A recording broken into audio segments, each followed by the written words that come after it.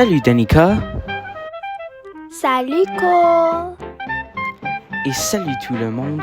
Aujourd'hui, nous parlons des années qui ont précédé la Première Guerre mondiale, donc les années 1920 jusqu'à 1939. On dira que ces années sont celles les plus importantes dans notre histoire, non juste canadienne, mais comme les êtres humains autour du monde. Nous parlerons des années folles, qui nous ont donné la culture populaire et les innovations comme la télévision et l'aspirateur, et à contribuer à la crash boursier et la Grande Dépression. Il est important que nous discutions l'événement de ces années pour que nous répétissions pas l'histoire tragique.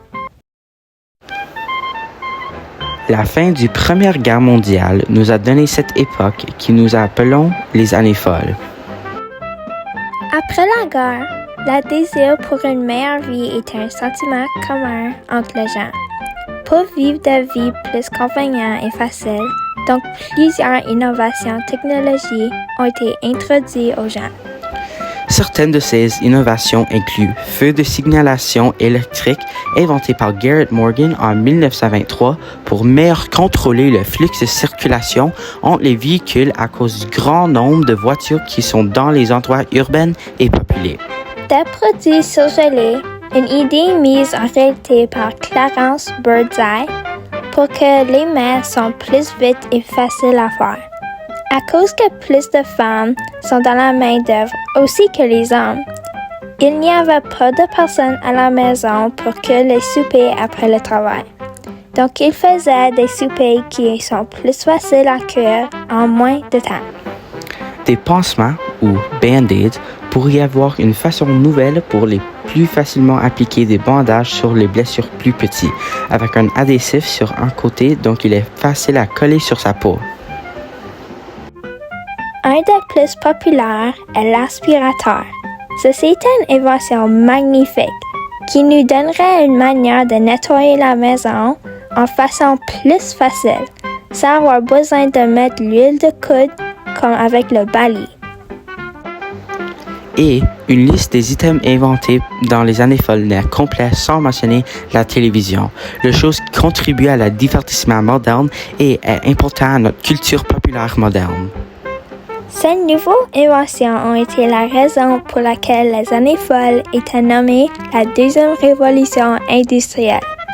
De nombreuses de nouvelles innovations qui nous aideront à faciliter nos vies quotidiennes ont contribué à donner plusieurs gens des emplois pour que ces produits soient fabriqués dans les grandes usines. À cause plusieurs gens avaient des emplois dans ces usines qui se trouvaient dans les régions urbaines, forçait plusieurs familles à déménager pour vivre dans ces régions pour être plus proches à leur travail, ainsi le commencement de l'urbanisation. Ceci signifie que la plupart de sa population se trouvait dans ces grandes villes, par exemple Toronto, Vancouver et Montréal.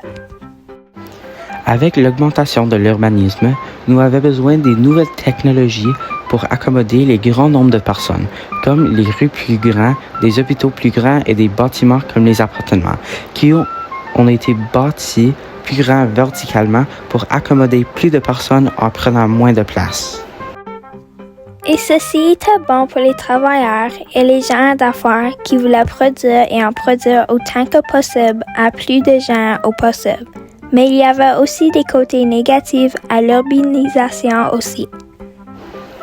À cause de la concentration de l'énergie dépensée dans ces endroits pour que les villes fonctionnent, ceci a été un facteur très grand dans la cause de la pollution dans ces régions, comme beaucoup plus d'émissions de dioxyde de charbon dans l'air à cause des automobiles et les usines qui utilisent la gaz pour que les grandes machines peuvent créer les produits. Aussi, la grande population signifie que plus de gens avaient besoin de choses à faire avec leur grande somme d'argent et avaient besoin de choses à faire dans leur temps libre. Donc, l'art a été quelque chose de très populaire, ainsi que plusieurs arts et la culture créée dans le temps. Ceci était une époque iconique pour la culture et la fondation pour la culture et de l'art qu'on a aujourd'hui. Les années folles étaient un temps de croissance immense pour Broadway et leur production de pièces de théâtre et les musicales. La musique jazz était un mode très populaire dans le temps. Après une longue journée de travail, les gens s'habillaient dans leurs vêtements pour danser et allaient à des clubs et des speakeasies pour écouter la musique de jazz et danser. À les clubs, les gens en ce temps avaient des mouvements de danse populaires comme on a aujourd'hui. Les danses comme le Charleston, Foxtrot et le Black Bottom pour nommer un couple. La mode danse dans les années était quelque chose qui influence beaucoup de l'art de nos jours du 21e siècle. Par exemple, les filles flappers. Les femmes flappers sont un genre de femmes adolescents et modernes des années folles qui veulent être type rebelles et veulent s'éloigner de la culture féminine victorienne de leur mère et leur grand-mère. Ceci a encouragé les filles à porter les vêtements plus risqués et moins communs entre les femmes, comme les robes plus courtes, qui étaient juste un peu plus haut que dessous le genou. Aussi que le maquillage et les styles de cheveux qui étaient la mode pour les filles, comme le style de cheveux bob qui a coupé franche juste au cou, et le maquillage qui était plus foncé et audacieux, fait pour qu'ils soient remarqués par les hommes. Cette époque iconique a eu un impact immense sur la culture et l'art de nos jours aujourd'hui. Plusieurs films et pièces de théâtre et de l'art prennent l'inspiration du vie et culture de ce temps, pour mieux raconter des histoires, pour démontrer à des gens comment la vie était pour les gens. Par exemple, la musicale Chicago prend place dans les années 1920 et est un commentaire sur les vies des femmes flappers et comment ils sont vus par la société dans ce temps et le système de justice dans le temps. Aussi que Annie, une autre pièce qui a un commentaire sur la classe dans le temps du crash boursier et la Grande Dépression, qui est notre prochain sujet. Maintenant, le crash boursier était une chose terrible qui est arrivée le 24 octobre en 1929, qui est aujourd'hui connu comme le Mardi Noir. Ceci est arrivé à cause des années folles et que les gens voulaient éprouver du plaisir après les événements terribles du Première Guerre mondiale. Plusieurs gens voulaient déprendre de l'argent et investir dans la bourse et voulaient faire plus d'argent. Mais parce que plusieurs voulaient acheter des bourses et la fourniture n'a pas accommodé au grand nombre de demandes, plusieurs gens voulaient vendre leurs bourses pour éviter de perdre leur argent avant que tout va capote. Mais pas assez de gens les achetaient. Donc les gens se retiraient de l'argent de banque et les banques avaient besoin de fichiers pour le faillir. Aussi, après la deuxième révolution industrielle, plusieurs des usines qui fabriquaient les choses que les gens voulaient surproduisaient trop et les gens achetaient moins qu'ils avaient pour donner, qui ainsi résultait dans la fermeture de plusieurs des usines. L'augmentation du chômage a causé plusieurs problèmes pour les Canadiens et les gens tout autour du monde. Les vies quotidiennes des gens ont changé radicalement. D'être heureux que la guerre est mise à fin, la vie est plus heureuse et luxurieuse, autant difficile et déprimant. Ceci est le début de la Grande Dépression, où par 1932, 1 dans 4 personnes était sans emploi. Et pour les gens qui avaient des emplois, encore, leur salaire a été coupé par un grand nombre. Et les gens avaient besoin d'appliquer pour des reliefs du gouvernement. Ceci n'était pas beaucoup d'argent, mais juste assez pour survivre. Les journées quotidiennes des gens dans des familles canadiennes étaient difficiles et beaucoup plus pires que celles qu'on vit aujourd'hui. La nourriture était quelque chose qui était très rare et les gens avaient besoin de rationner beaucoup de nourriture et des produits non périssables.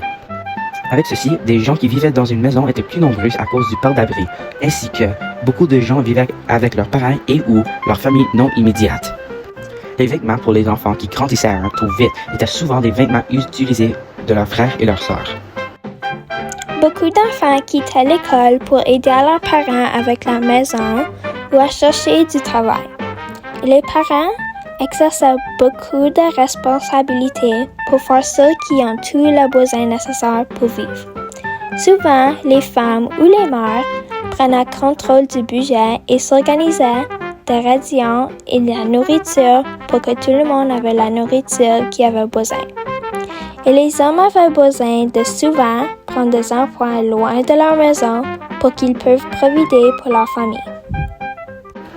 Pour faire de l'argent, plusieurs personnes prenaient des petits boulots pour faire des petites sommes d'argent, comme vendre des desserts comme la tire qu'ils ont fait à la maison, vendre le poisson qu'ils ont attrapé, vendre des fruits et des légumes de leur jardin s'ils sont chanceux d'y avoir, et les hommes qui n'avaient des familles étaient mis dans des camps de travail où ils travaillaient pour un salaire bas et vivaient dans les conditions dures. Ceci n'était pas préférable et les hommes ont devenu très fâchés et ont fait des révoltes contre les camps, comme en Ottawa en 1935. Ceci a pris un grand impact sur les santé physique et mentale des gens. Avec une augmentation de la dépression et la malnutrition, plusieurs gens meuraient d'un grand nombre de maladies. La Grande Dépression a changé notre monde politique, social et économique pour toujours. Nous savons plus maintenant qu'avant et nous sommes plus conscients que ceci n'arrive pas encore. En conclusion, ces années sont une partie de notre histoire comme race humaine qui sont très importantes et aident à nous former comme une unité dans notre monde. Il est dommage que même aujourd'hui, plusieurs des mêmes problèmes sont encore présents dans nos jours, comme la façon comment les médias dépictent l'argent comme quelque chose qui est accessible à tout le monde et non quelque chose qu'on devrait prendre soin d'eux.